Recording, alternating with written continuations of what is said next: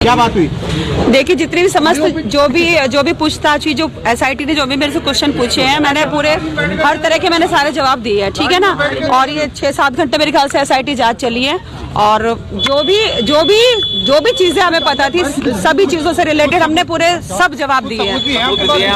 जो सब चीजें हैं और हाँ सब दिए, पूरी रिकॉर्डिंग भी बताई, टाइम भी बताया, हर चीज जो पूछा। इतने घंटे आप पता है कि बातचीत चली है। तो ऑडियो रिकॉर्डिंग के अलावा कोई अन्य सबूत भी आपके पास जो आपने एसआईटी को दिए हैं? वो देखिए, बाकी सुरेश राठौर देगा, क्योंकि सुरेश राठौर और वो बहुत ज्यादा लंगोटिया यार थे, दुष्यंत कुमार गौतम, तो वो उन्हीं को पता है, उसी के विषय में वही। मैडम, आगे की रणनीति क्या रहेगी? पूछताछ हुई है, यहाँ भी हुई है पूछताछ, रणनीति रहेगी। देखिए, अभी तो जितने भी सारे ऑफिसर्स थे, सबने बहुत यही बोला है कि मतलब निष्पक्ष जांच करेंगे और कम से कम 4-5 कैमरे लगे हुए थे, तो उसमें कोई गलत तो नहीं बोल सकता, उसमें झुठला भी नहीं सकता, क्योंकि सारे कैमरे जितने भी चल रहे थे, हमारे ऊपर 4-5 कैमरे थे, तो वो झूठ नहीं बोल सकते। सिर्फ एक डिवाइस है, जो मोबाइल है, वो डिवाइस हमें मेरे ख्याल से कल हम कोर्ट में जमा करा देंगे। अंकिता को इंसाफ दिलाने की इस लड़ाई में अंत तक आप कि मैं मतलब जहाँ तक भी मैं चाहूंगी, मैं साथ खड़ी हूँ, अंकिता के घर वालों के साथ खड़ी हूँ और उत्तराखंड के जो भी समस्त जनता उसके साथ खड़ी, क्योंकि अंकिता हमारी बेटी नहीं है, तो पूरे देश की बेटी थी।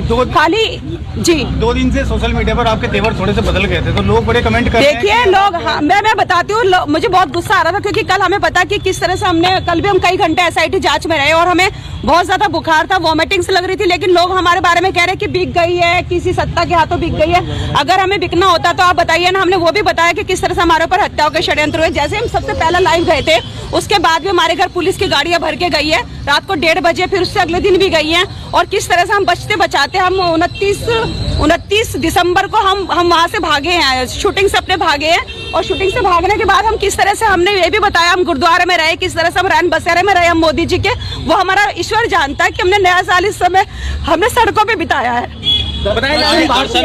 कि आप अंकिता भंडारे की ये जो आवाज उठा रहे हैं ना, खाली उसी की आवाज नहीं उठा रहे आप, मतलब मेरे ख्याल से पूरे देश की बेटी की आवाज उठा रहे हैं। अगर इसी तरह से आवाज उठाएंगे तो कभी इस तरह से किसी का हत्या, बयान बदलने वाले तो नहीं है, जो आपका तेवर था वही जो मेरे तेवर, आप में 5 कैमरों के बीच में मैं अपने पूरे के पूरे 7-8 घंटे, आपको पता, आप लोग बाहर वेट कर रहे थे, तो लगातार सारे कैमरे चल रहे थे, तो वो पूरे उत्तराखंड को आपसे उम्मीद है और मिला, पूरे उत्तराखंड को उम्मीद है, मैं उनके उम्मीद पे खरा उतरूंगी और मैं जो बेटी है, जो अंकिता भंडारी जो बेटी है, उसे न्याय जरूर दिला कर रहूंगी। लेकिन हाँ, कल की जो वीडियो ना, लोगों ने बोला कि तेवर बदल गए, शायद बिक गई, मुख्यमंत्री के हाथ, त्रिवेंद्र सिंह के हाथ या कांग्रेस के हाथ, ये इस तरह की मिथ्या हमारे ऊपर आरोप न लगाए। और हम किसी सत्ता पार्टी से नहीं है, वो बात की बात है।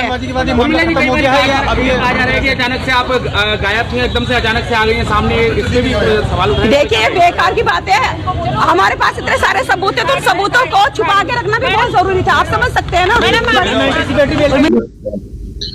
आज उर्मिला सनावर एसआईटी के समक्ष उपस्थित हुई थी और 4-5 घंटे की एक जांच जो इनसे पूछताछ की गई थी, उसमें एसआईटी के जो प्रश्न थे उनके जवाब इनके द्वारा दिए गए हैं। और कुछ अभी क्योंकि फोन के सीजर वगैरह की कार्रवाई भी लंबित है, उसको मैं आशा करता हूं कि कल न्यायालय के समक्ष इनके द्वारा वो कार्रवाई भी पूर्ण कराई जाएगी और विवेचना में जो अपेक्षित सहयोग है इनके द्वारा आज दिया गया है। मैं उम्मीद करता हूँ कि आगे भी इनके द्वारा विवेचना में पूर्ण सहयोग दिया जाएगा।